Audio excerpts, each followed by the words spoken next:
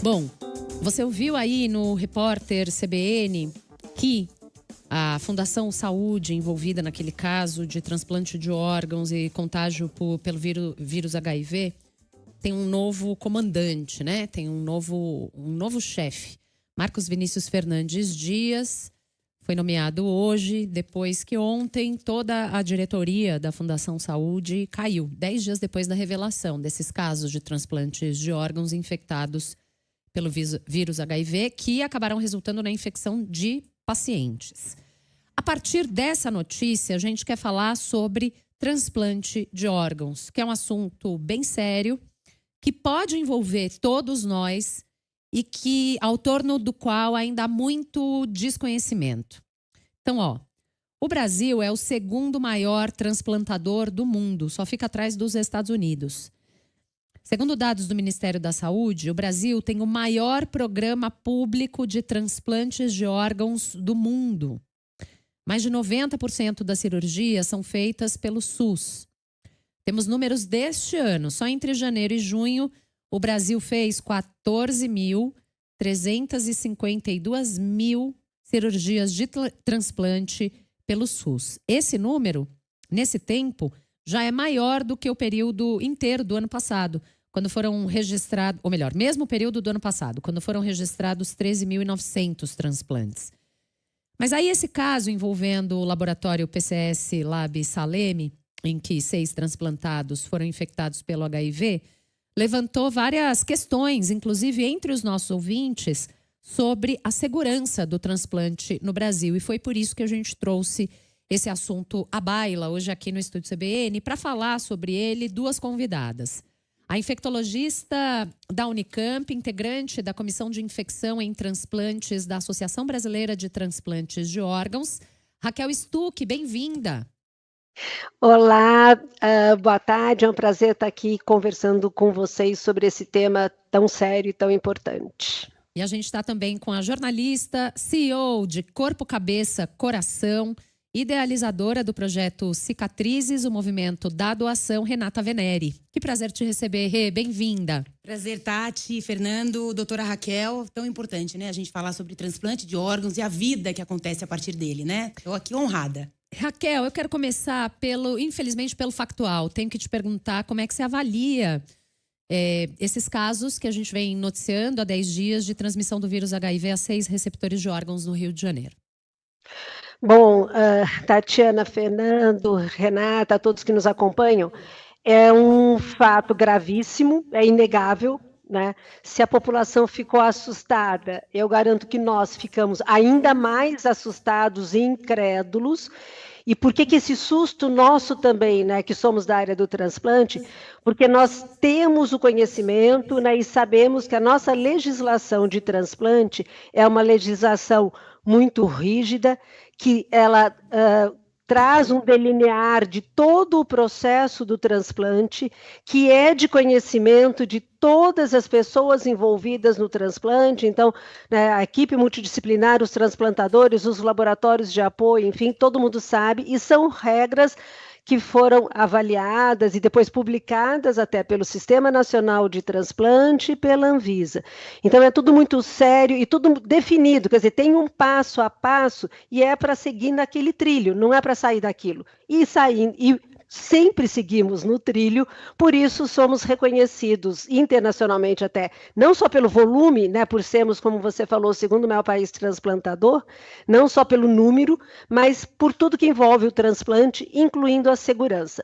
Então, esse fato é um fato lamentável, gravíssimo, que eu entendo que é muito mais até da esfera policial do que qualquer outra coisa, e que nunca tinha acontecido antes. E que, assim, olha, hoje eu ponho assim, meu diploma mesmo, eu sou canhota até meu braço esquerdo, eu acho que eu, concordo em colocar no fogo para garantir que isso não vai mais voltar a acontecer.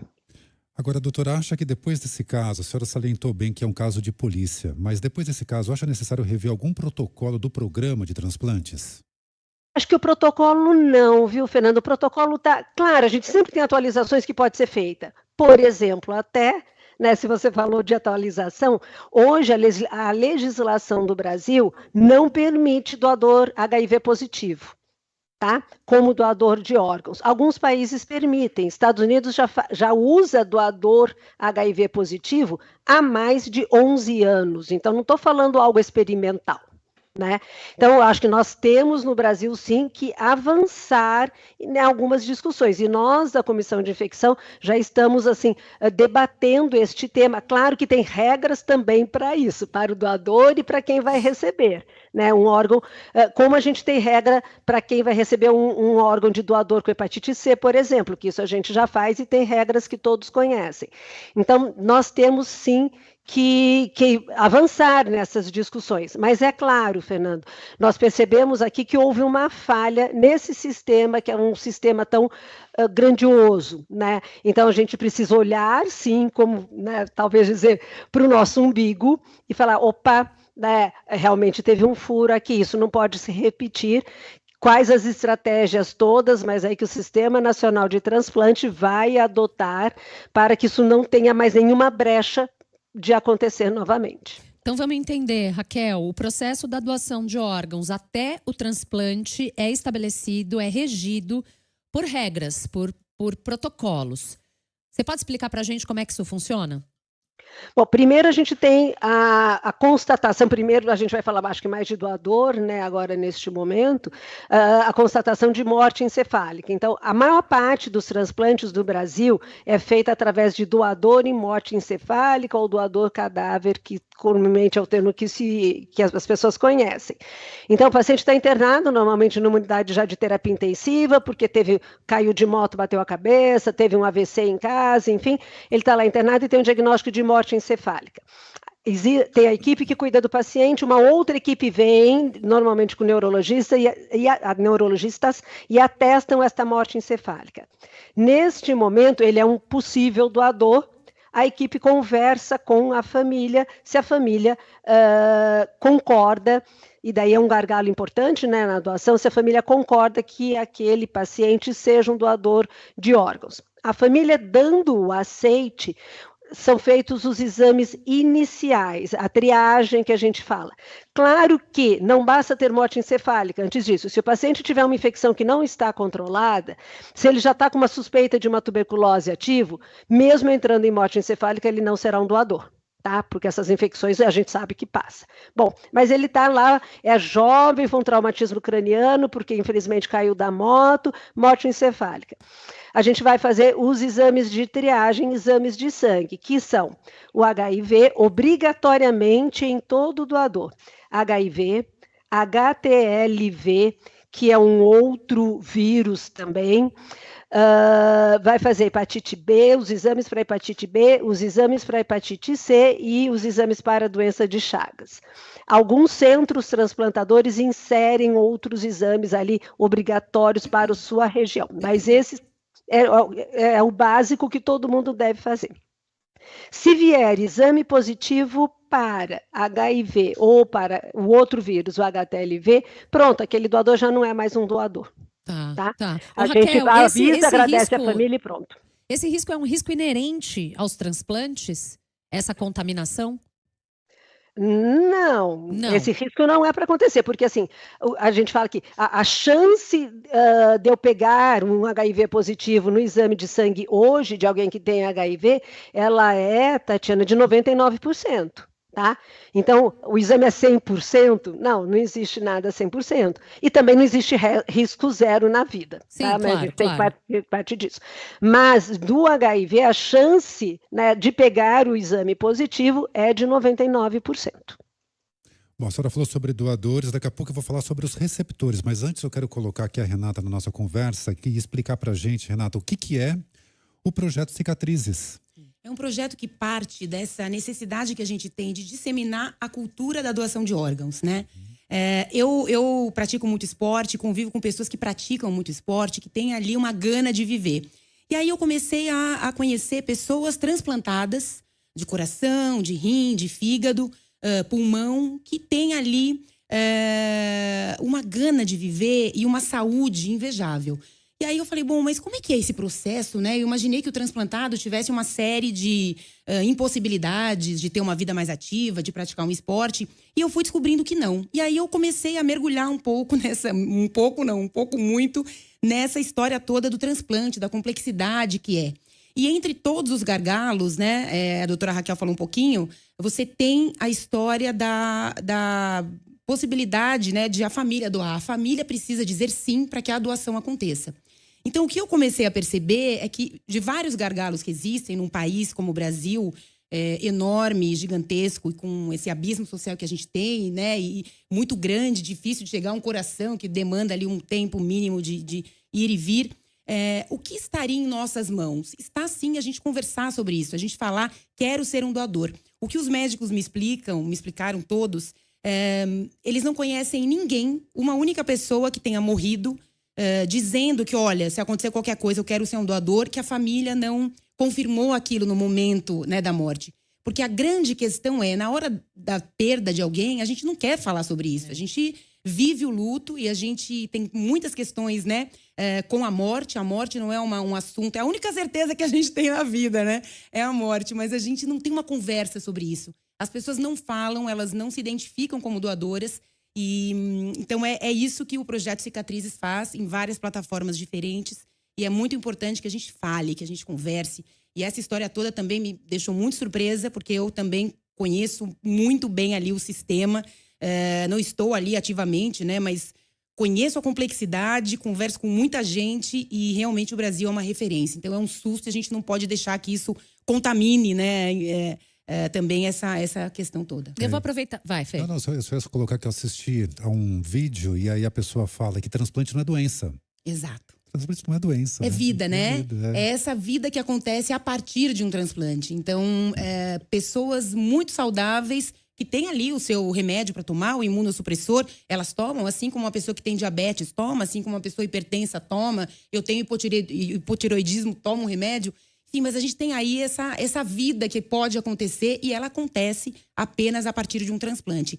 E a doação, essa é a única, enfim, várias doenças, né, acometem e demandam ali um transplante. Mas é a única doença que a gente precisa realmente da contribuição de alguém.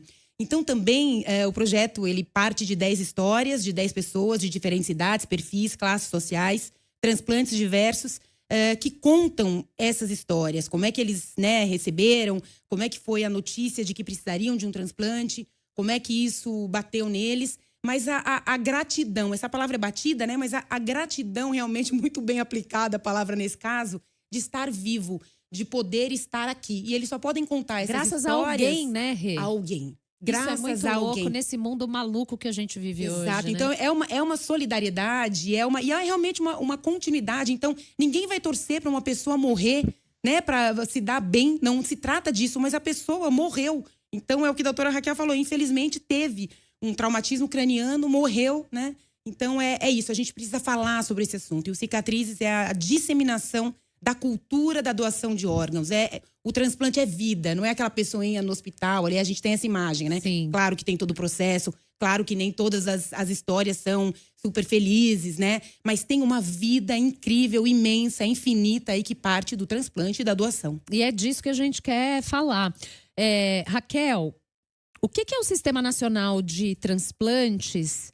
E queria que você nos explicasse como é que a fila de quem aguarda um órgão é organizada. Bom, o Sistema Nacional de Transplante, Tatiana, é o sistema, o órgão que regulamenta, né, o passo a passo do transplante de órgãos e de tecidos também, né, no Brasil. Então, eu tenho no Sistema Nacional, ele que, por exemplo, que normatiza os exames que são feitos para todos os doadores e os critérios de aceite e os critérios de recusa. O que eu posso aceitar para ser doador e o que eu não posso aceitar de doador e o que cada equipe pode aceitar ou não. Tá? Tem as contraindicações absolutas aqui. Então, esse é o Sistema Nacional de Transplante. Depois nós temos as centrais estaduais de transplante. Então, o paciente, o paciente, a Renata falou muito bem, né? Quer dizer, o paciente ele tem uma doença de um órgão, né? Uma doença terminal de um órgão, ele vai morrer em poucos meses se não transplantar, e o objetivo do transplante é devolver o paciente, né? Devolver para a sociedade com vida, né? Que aquela pessoa possa fazer tudo, do trabalho ao lazer, ao esporte. Então, a pessoa ela precisa ser encaminhada para um centro transplantador, tem critérios para a gente, né? O que preciso ter de insuficiência renal ou de doença pulmonar crônica para me inscrever para um transplante, para eu ser elegível para transplantar. Cada órgão tem as suas regras e isso é nacional. E eu me inscrevo num serviço único de transplante, e daí eu só posso me inscrever num único serviço. Tá, então eu procuro. Quem faz transplante de fígado no Brasil, se para mim é mais prático ficar próximo da minha casa, né? Se tem um centro transplantador, eu vou ali, senão eu vou procuro um outro centro. E lá eu sou avaliada, a mesma coisa para o rim, pulmão, coração, intestino. Eu sou avaliada e a equipe encaminha toda esta documentação para uma câmara técnica de transplante, onde vários médicos fazem parte e falam, não, este paciente do serviço X, realmente ele preenche os critérios para ser um receptor. E ele entra numa lista de transplante. Quem se inscreve, o paciente só pode se inscrever numa lista, ele não pode ficar correndo em vários lugares, né, assim, onde sai um órgão primeiro, isso não pode. Né? Então, se ele se inscreve aqui em Campinas, que é onde eu trabalho, no estado de São Paulo, ele não pode se inscrever em São Paulo capital, por exemplo. Ele tem que escolher qual ser. E mesmo em São Paulo capital, tem mais de um serviço que faz transplante de um órgão, ele tem que escolher em qual ele quer. Tá? E o paciente, acho que isso também é muito importante, falando de seriedade e transparência, o paciente, quando ele é listado para transplante, ele recebe um número de identificação como candidato a transplante. Tá? Da Central Nacional. E ele pode acessar esse número. Então, eles sabem que posição da lista ele está, se foi oferecido já para ele um órgão ou não, né? Porque eventualmente é oferecido um órgão e esse órgão é recusado pela equipe. Por exemplo, se não tiver sangue para o paciente poder ser submetido à cirurgia. Tá? Então, e o paciente fica sabendo, olha, a equipe recusou, porque não tinha sangue, tá? Ele fica ali, acompanha par e passo. E a posição na lista de transplante, para a maior parte dos pacientes, é uma posição que é muito dinâmica. Hoje ele pode ser o quinto numa lista de transplante, mas se amanhã cedo inserir um paciente mais grave do que ele, por exemplo, ele pode passar a ser o sexto. Então, ou os outros 3 da frente já transplantaram, ou estão com uma contraindicação, ele pode ir de sexto para segundo. Tá? E o sistema organiza essas listas, além da regional, então, por serviço de transplante, também pelo Estado, e, no mínimo, pelo grupo sanguíneo também. Tá? Então, eu tenho os candidatos listados no tipo sanguíneo O, no tipo sanguíneo B, e é assim que funciona o órgão oferecido para eles. E quem faz contato com a equipe transplantadora não é o médico que está atendendo o paciente lá, o doador. Tá? É uma outra organização que chama Organização de Procura de Órgãos, a OPO, que também faz parte do Sistema Nacional de Transplante, como se fosse um apêndice, uma subcomissão dentro do Sistema Nacional. Doutora, fiquei muito curioso para entender o seguinte, por que nos Estados Unidos é possível fazer doação com HIV, o transplante com HIV? Então, isso é muito bacana, porque o que se viu? Primeiro, Estados Unidos vive algo que, infelizmente, acho que nós viveremos também, uma epidemia de óbitos em jovens por consumo de opiáceos. Opioide, tá? Então, são pessoas jovens, como a maior parte dos jovens, saudáveis, e que têm o uso da droga injetável como, né, o grande problema de vida e causa de morte, inclusive por overdose.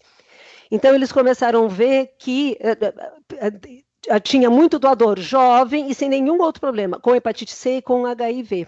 Né?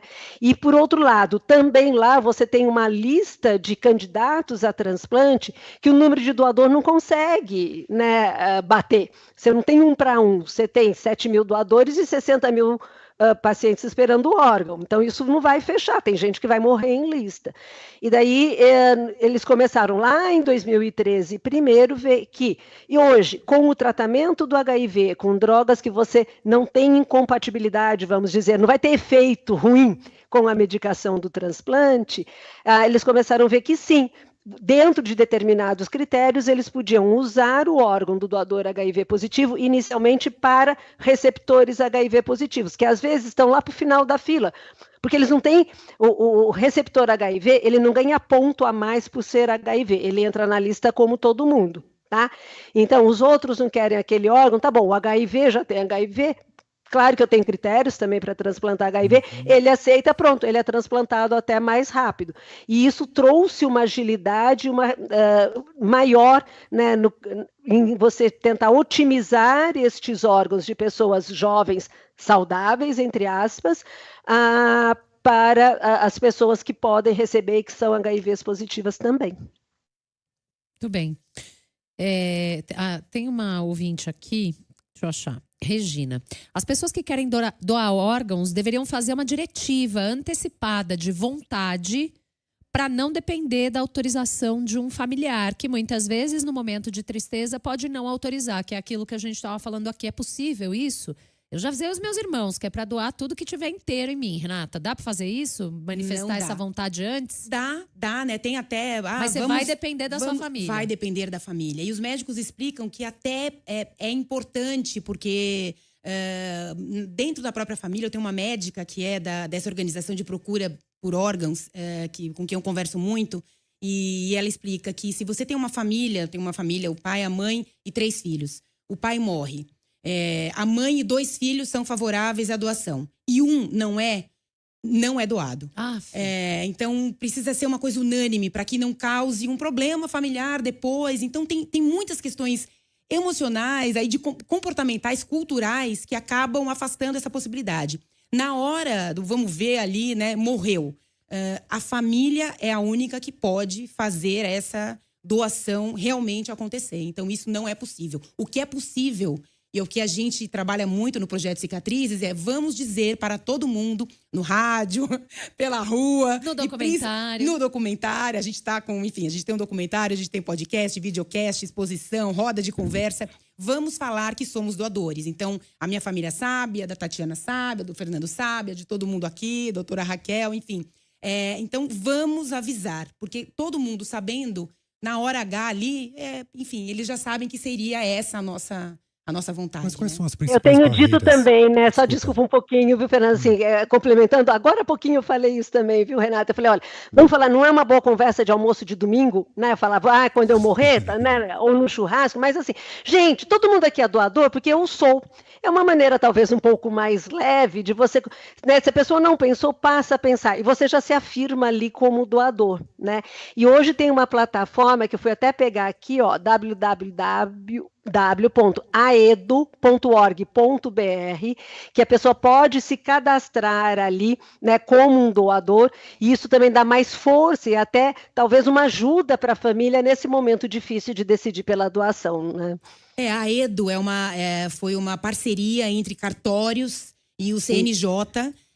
Tem um aplicativo, é bem complexo o aplicativo, gente. Aí entra no aplicativo, aí tem que reconhecer não sei o quê. Aí tem parece que melhorou, viu, Renata? Melhorou? Que ótimo, parece que tá mais Raquel. Que bom, porque é isso, né? É mais uma...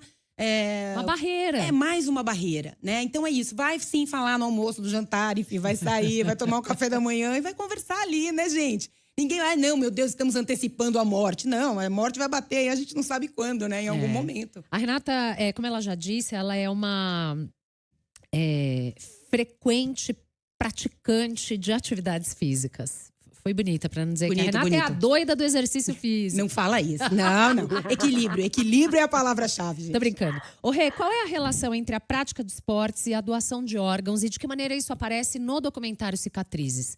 Quem vocês foram ouvir que tem relação com isso? A gente começou, na verdade, em função de... Conheci uma triatleta triatleta, transplantada de coração, a Patrícia Fonseca. Ela nasceu com um problema cardíaco, nunca fez educação física na vida, tá? Com 30 anos de idade, ela já estava bem debilitada. Ela finalmente, enfim, estava na fila e conseguiu o transplante de coração.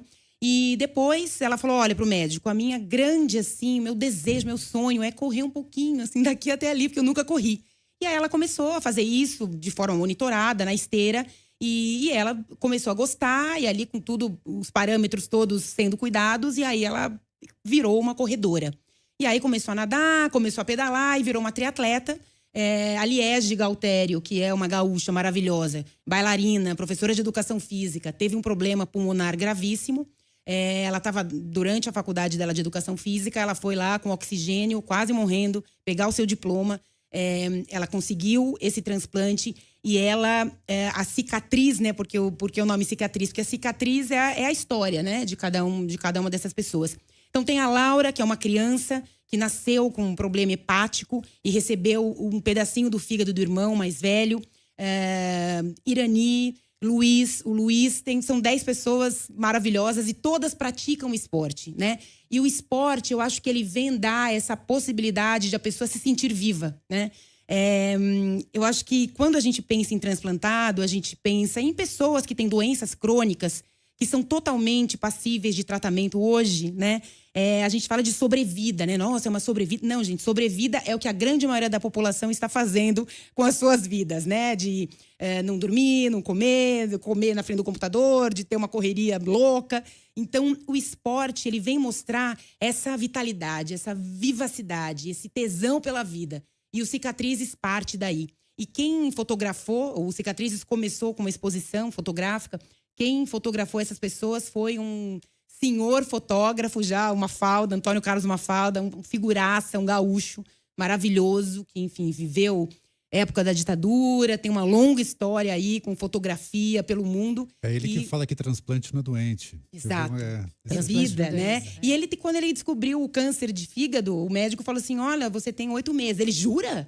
Não, como é isso? Não, mas bate, não vai ser assim não, enfim.